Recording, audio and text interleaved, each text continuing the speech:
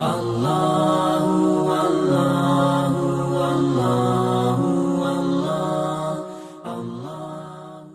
فرمایا کہ جمائی لینے سے اللہ تعالیٰ ناراض ہوتے ہیں. سو اس لیے جمائی لینے کا جو طریقہ ہے نا، وہ طریقہ کیا ہے کہ جیسے ہی جمائی آئے فوراً ہونٹوں کو بھینچ لے، منہ کھلنے ہی نہ دے. صحیح ہے نا؟ پھر ہم لوگ منہ کھول کر پھر آوازیں بھی نکالتے ہیں، تو اس میں کیا ہوتا ہے کہ اللہ تعالیٰ کی ذات اور ناراض ہو رہے ہو. تو اس لیے جب جمائی آ رہی ہو فوراً اللہ تعالیٰ کی ذات سے بولو لا حول ولا قوت الا باللہ، اے اللہ مجھے معاف فرما دے. تو اسی ناراضگی کو اللہ کی رضا میں تبدیل کر دے فوراً. بھائی اسی ناراضگی کو کیا کرے؟ اللہ کی رضا میں تبدیل کرے.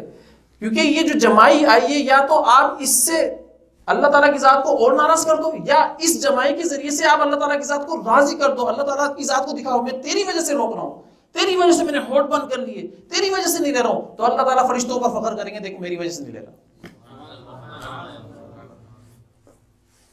میری وجہ سے نہیں کر رہے.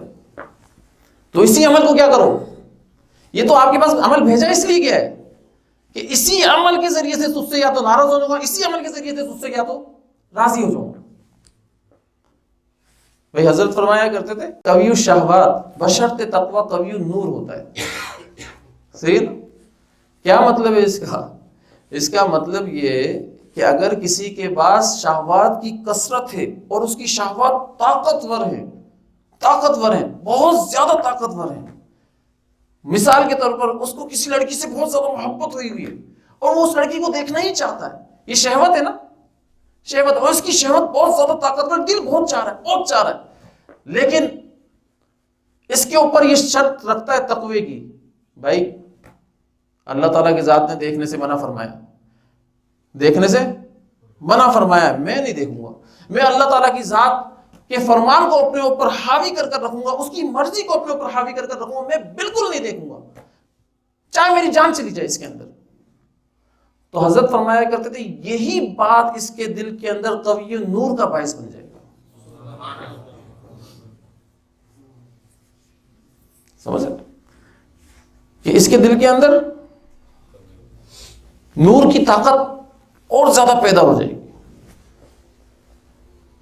قوت با کی فراوانی برائے تعمیر آہ یزدانی ہے. حضرت کا جملہ ہے، قوت با کی فراوانی برائے تعمیر آہ یزدانی ہے. کیا مطلب کہ جب تم اپنی قوت کو روکتے ہو، شہوانی قوت کو، اور اللہ کے لیے روکتے ہو اور تقوی کی شرط کے ساتھ روکتے ہو،